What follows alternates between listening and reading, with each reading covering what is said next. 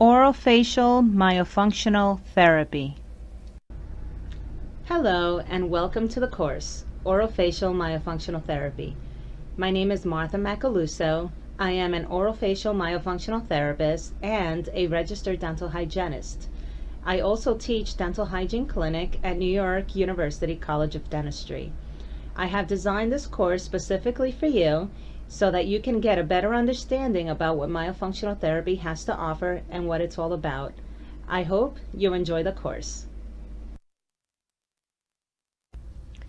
Upon completion of this course, students will be able to learn about orofacial myofunctional therapy, learn about the history of myofunctional therapy and how it all came about, learn about the direction of myofunctional therapy, review some of the latest research in the field, learn about myofunctional disorders along with their signs and symptoms, and learn about all professionals involved in the treatment of myofunctional disorders.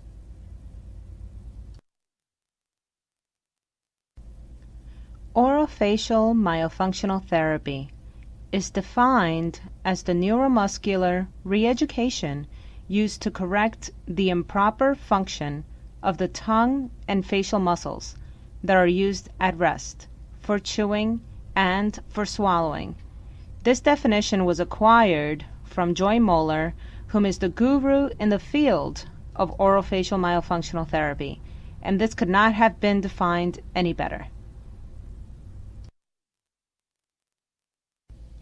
Now let's talk a little bit about the history of myofunctional therapy. This all dates back to the early 1900s. We've always been curious about the power of the tongue and the orofacial structures. We have been studying this amazing organ for a very, very long time, and this takes us back to 1907, where Dr. Edward H. Angle published malocclusion of the teeth.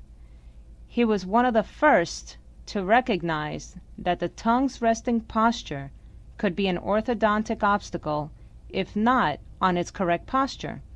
He believed that the main contributing factor of it all was due to mouth breathing and nasal airway obstruction.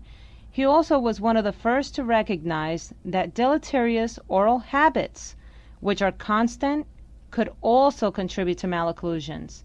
This helped set the path towards exploring the tongue and its functions. Furthermore, over the years, the research has demonstrated that he was correct the entire time. We do now see the link between malocclusions as a result of mouth breathing and nasal airway obstruction, among other things.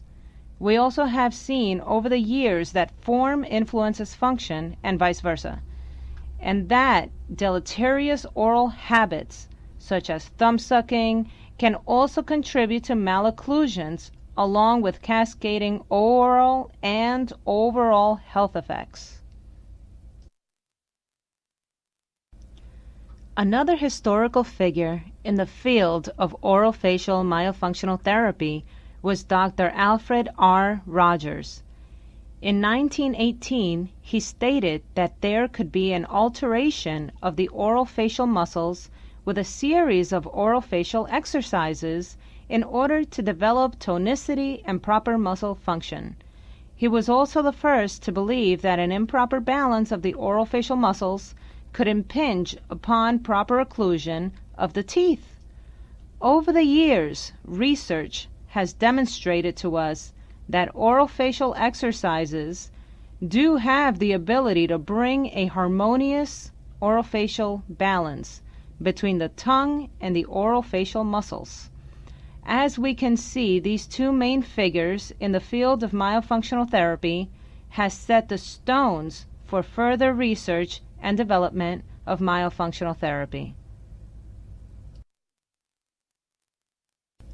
Now we are going to explore the future of myofunctional therapy.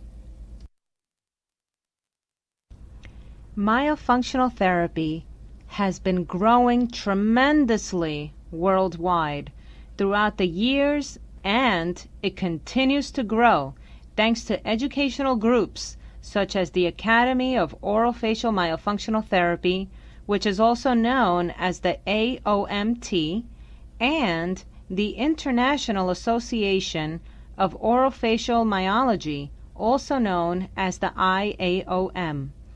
Myofunctional therapy is a full-blown profession in Brazil, and we are now looking at it very closely here in the United States for treatments such as sleep breathing disorders and orthodontic relapse, just to name a few.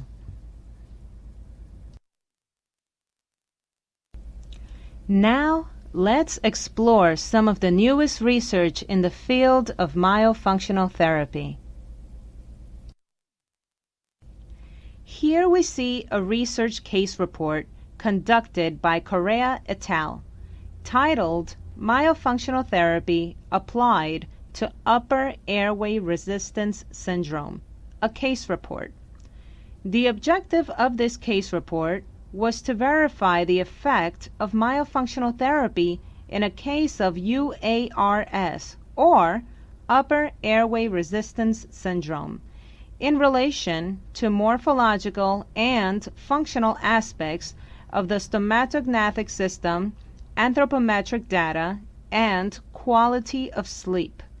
The study showed how the Mellon-Potty score of 4 was decreased down to a Mellon-Potty score of 3 after the completion of myofunctional therapy, therefore demonstrating that myofunctional therapy can be an adjunctive treatment for patients with upper airway resistance syndrome. Here we can see a longitudinal study conducted by Martinelli et al., titled Longitudinal Study of the Anatomical Characteristics of the Lingual Frenulum and Comparison to Literature. This study aimed to assess the anatomical characteristics of the lingual frenulum in infants at 1st, 6th, and 12th months of life, and compared the findings to the statements found in the literature. The conclusion was that, contrary to what has been stated in the literature, changes concerning the lingual frenulum thickness, attachment to the tongue, and to the floor of the mouth were not observed in the 71 infants during the first year of life, therefore confirming that if a person has a restricted lingual frenum as an infant, they will continue to have that restricted frenum for the rest of their life. The frenum will not change to normal over the years, and this is very, very important to look at as a medical and dental professional, because a lot of the times we tend to overlook these aberrant anomalies and the health effects that follow along with it. Here we can take a closer look at another study pertaining to myofunctional disorders and improper breathing.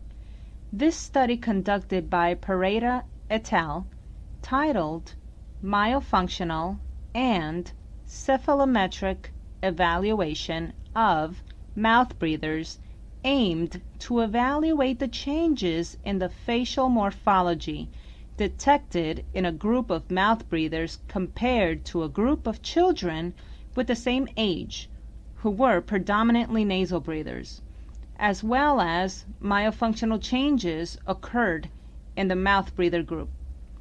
This particular study concluded that the morphological changes of the facial pattern detected in mouth breathers led us to conclude that cranial, facial, and myofunctional alterations exist in these patients at an early age, way even before the growth spurt of adolescence. This study stresses the importance of having a multidisciplinary approach and an early diagnosis and treatment in order to prevent the harmful effects of the long-term mouth breathing in children. And as we know, mouth breathing is very, very harmful to your health. Therefore, as medical and dental professionals, I believe that it is essential to closely observe our patients and see if they are predominantly breathing through their mouth or if they're truly breathing through their nose, and how they are breathing. Breathing patterns are very, very important. Although there is no discernible test to diagnose a person with mouth breathing, a simple 3-minute observation can be just as good. So, when a patient is in your chair, observe your patients. How are they breathing? Are they breathing heavily? Loudly? Can you hear them breathe? You're never supposed to be able to hear anyone breathe sitting next to you. Do they have an open mouth posture where the lower jaw props open? Are they able to keep their lips together, or are their teeth preventing them from keeping their lips closed? Or perhaps it could be the labial frenum that may need to be closer looked at. How about their tonsils? Are their tonsils present? Do they seem to be enlarged? If they are, then perhaps a good referral to an ear, nose, and throat doctor might be advisable. Now just remember that the airway can trump everything. It will trump all orthodontic treatment. It will trump all medical treatment. If the airway is not properly functioning, neither will the rest of the human body.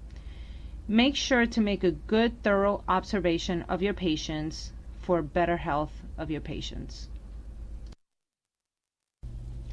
As our society forces mothers to go back to work soon after they give birth, the children are being affected.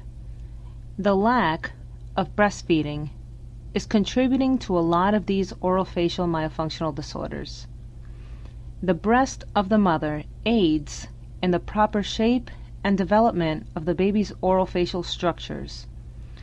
As we can see here in this study conducted by Vitaliano et al., breastfeeding promotes several benefits in childhood, among them favoring the nasal breathing.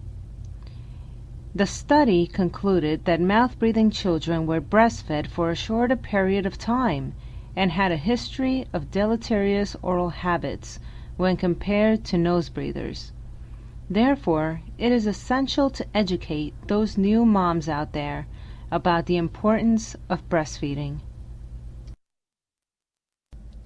This is a meta-analysis conducted by Camacho et al., titled Myofunctional Therapy to Treat Obstructive Sleep Apnea, a Systematic Review and Meta-Analysis. This study concluded that the current literature demonstrates that myofunctional therapy can be an adjunctive treatment for obstructive sleep apnea. It shows that myofunctional therapy decreases the AHI scores by approximately 50% in adults and 62% in children. It also showed that the lowest oxygen saturations, snoring, and sleepiness outcomes also improved in adults after myofunctional therapy. This is very important to look at because we can help many patients suffering from obstructive sleep apnea by working in a multidisciplinary approach with a variety of different professionals for the benefit of our patients. Lastly, one more of the many, many articles and studies published about myofunctional therapy and its many benefits is a study conducted by Sacomano et al.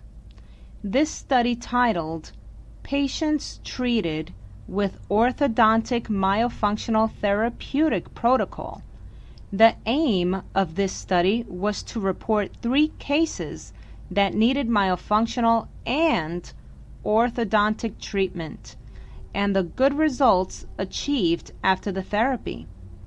The study stated that orthodontic treatment alone in the presence of bad habits is not enough to solve the orthodontic issues, so it needs to be combined with myofunctional treatment. Now that we have learned about the many benefits of myofunctional therapy, let's talk a little bit about orofacial myofunctional disorders. Orofacial myofunctional disorders, or OMDs, are disorders pertaining to the face and mouth and may affect directly and indirectly chewing, swallowing, speech, occlusion, temporomandibular joint movement, oral hygiene, stability of orthodontic treatment, facial aesthetic, and facial skeletal growth. This was retrieved from Pasquet 2012.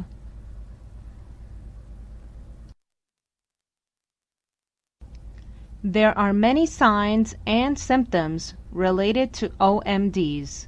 We will explore just a few of them. Orthodontic relapse is one of the classic signs of myofunctional disorders. If you have an improper oral facial muscle imbalance, you will most likely develop malocclusions, even after receiving state-of-the-art orthodontic treatment. Although there are many reasons why people can get malocclusions, still, it is imperative to evaluate the oral facial muscles and examine proper tongue function in order to prevent any type of orthodontic relapse. Another sign or symptom is obstructive sleep apnea, or OSA. Again, an improper balance of these muscles can help contribute to these sleep-breathing disorders. Therefore, it is essential for us as medical professionals to get to the root of the cause. Evaluating the orofacial muscles and examining what the root of the cause is can help our patients live a longer and healthier life. In my own professional experience as an orofacial myofunctional therapist, I have also seen a link between patients with a restricted lingual frenulum and obstructive sleep apnea. A study conducted by Mukai et al., titled Ankyloglossia with Deviation of the Epiglottis and Larynx, demonstrated that ankyloglossia is usually accompanied by the displacement of the epiglottis and larynx. After conducting a frenectomy and correcting the ankyloglossia, and deviation of the epiglottis and larynx resulted in great improvement of of stabilization and increase of saturated oxygen level. Despite the abnormalities, these patients had been considered to be healthy by their pediatricians. Temporomandibular joint dysfunction is another sign or symptom related to OMDs. Usually a person with a myofunctional imbalance can experience some sort of discomfort or pain in the jaw joint area. If we go back to Anatomy 101, we can see that all of the orofacial muscles are interconnected, and if one of those muscles is not in proper balance, things will go wrong. Of course, there are also other things that can contribute to TMJ, but looking at it from a myofunctional perspective and working together with TMJ specialists and other professionals, we can help establish proper orofacial balance for these suffering patients.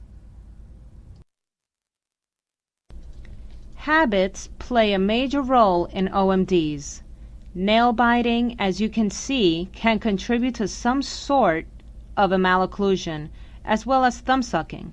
Again, evaluating patients correctly and referring accordingly is the key. Mouth breathing is another sign or symptom of OMDs. Breathing through your mouth can be very harmful not just to the orofacial structures, but to your entire body itself. There are a variety of different things that can contribute to mouth breathing, such as enlarged tonsils and adenoids, to name a few. Mouth breathing can contribute to a variety of different things, including orthodontic relapse and many more. Therefore, it is essential that we evaluate our patient's breathing and see what is truly contributing to this. Perhaps a visit to the ear, nose, and throat doctor could be recommended. That visit might also help prevent further damage to the patient's health in the long run. Speech misarticulations is also another sign or symptom of OMDs. Again, working in a multidisciplinary approach is essential. Now, let's take a look at how OMDs affect lives. They can decrease your quality of life, making you feel tired even after you had a full night's sleep. Increase medical bills. You can find yourself seeking help from various different medical professionals whom may be just treating your symptoms but not getting to the root of the cause, therefore also creating a burden on our economy. You may also experience asthmatic symptoms, hyperventilation, snoring, which can come along with having relationship problems. You may also experience work problems, accidents, and even death. Sleep is utterly important, and if it is interrupted in some way, shape, or form, it can destroy your life. Remember, the airway trumps everything. So now, let's take some time to take a small test for yourself. Do you have an orofacial myofunctional disorder? 1. Do you breathe through your mouth? 2. Does your tongue rest between or on your teeth? 3.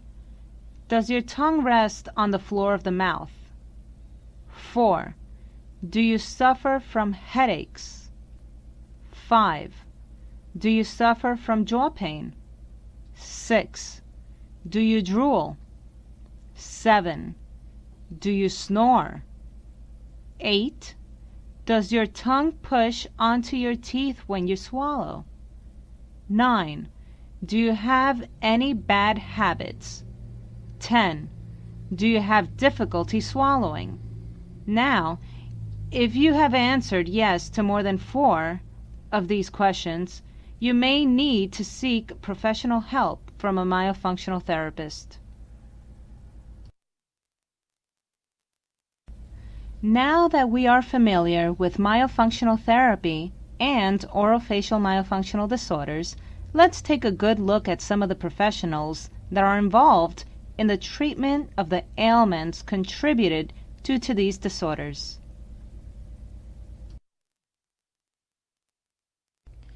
Orthodontists, whom, as we know, do a beautiful job in straightening teeth to give us an ideal occlusion and a beautiful smile.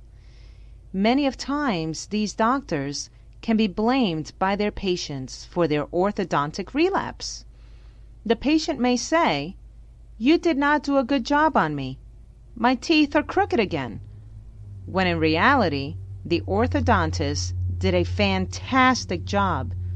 But the real problem could have been the orofacial muscular imbalance or the airway that trumped everything. Therefore, as we know, it is imperative that these orofacial muscular imbalances are addressed accordingly.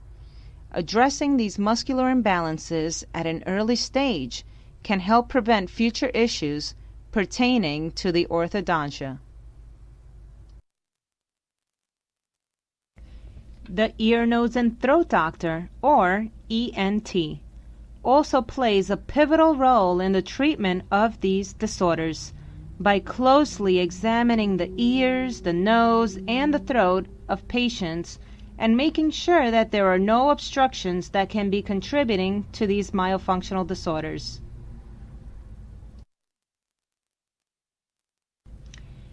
IBCLCs and/or lactation consultants are also key in the treatment and prevention of these myofunctional disorders. The lack of breastfeeding contributes to a lot of these disorders. Therefore, these professionals are also imperative in the process of care for OMDs. Speech therapists and/or speech pathologists, as we know, they help establish proper oral motor function along with all the amazing other things that they do. Dental hygienists. As a dental hygienist, I can assure you that I look at my patients differently now as a myofunctional therapist. We have the patient in the chair, and we play such an important role in the identification of these disorders. Looking at the oral cavity from a different perspective enables you to become a wiser and better dental professional for your patients. Treating patients with massive amounts of caries, gum disease, orthodontic relapse, orthognathic surgery relapse, periodontal surgery relapse, and more has demonstrated to me as a professional that we must look at the bigger picture and ask ourselves why this is happening. What could be contributing to these disorders, and who we should be referring to. Dentists are another piece to the treatment of OMDs. The extensive amount of knowledge they have about the oral cavity can help make a tremendous difference in the overall health of the patient. Sleep medicine doctors also play an important role. They can help design various oral appliances for patients with sleep-disordered breathing and can work together with myofunctional therapists in order to increase patient compliance with the sleep oral appliances and help decrease the severity of obstructive sleep apnea, making them exceptionally successful in their patient treatment. Chiropractors also play a role in this treatment. Patients with OMDs may also experience bodily postural problems, such as a forward head posture, where the head comes forward and it creates a lot of tension in the neck area. Therefore, it is essential to know when to refer accordingly to these professionals. Oral surgeons play a major role in the treatment of orofacial myofunctional disorders as well. They can perform orthognathic surgery, frenectomies, and many more outstanding procedures, which contribute to the proper treatment of orofacial myofunctional disorders. Dietitians are also imperative. Receiving proper nutritional counseling can help OMD patients keep their orofacial muscles in correct balance during the treatment and thereafter. Doctors of osteopath have a great background knowledge about myofunctional disorders and are essential in the treatment of OMDs because they also believe in a much more holistic approach towards bettering our patients, among other of their amazing qualities. Last but not least, orofacial myofunctional therapist. We help establish the proper orofacial balance by working in a multidisciplinary approach, properly evaluating all of the orofacial structures and providing proper myofunctional therapy treatment to OMD patients, along with proper referral, depending on the patient's needs, can help save lives. Therefore, we can all work together for the benefit of our patients Working in a multidisciplinary approach and being open to new and upcoming medical information is essential for all of us to grow as professionals and enhance our professions as well as our patients' lives. Now, let's review what we learned today. Today we learned about orofacial myofunctional therapy, or OMT, the history of OMT, where we talked about Dr. Engel and Rogers and how myofunctional therapy came to fruition, the direction myofunctional therapy is taking, and how educational groups such as the AOMT and the IAOM are helping to make this profession possible. We also learned about some of the newest research in the field and the pivotal role myofunctional therapy plays. We learned about myofunctional disorders, a few of their signs and symptoms, as well as a self-test to identify whether there is a myofunctional disorder present. We also learned about how orofacial myofunctional disorders can affect lives and how they can decrease our quality of life. And last but not least, we learned about some of the many professionals involved in the treatment of orofacial myofunctional disorders. I truly hope you enjoyed the course and that it met your expectations. Thank you.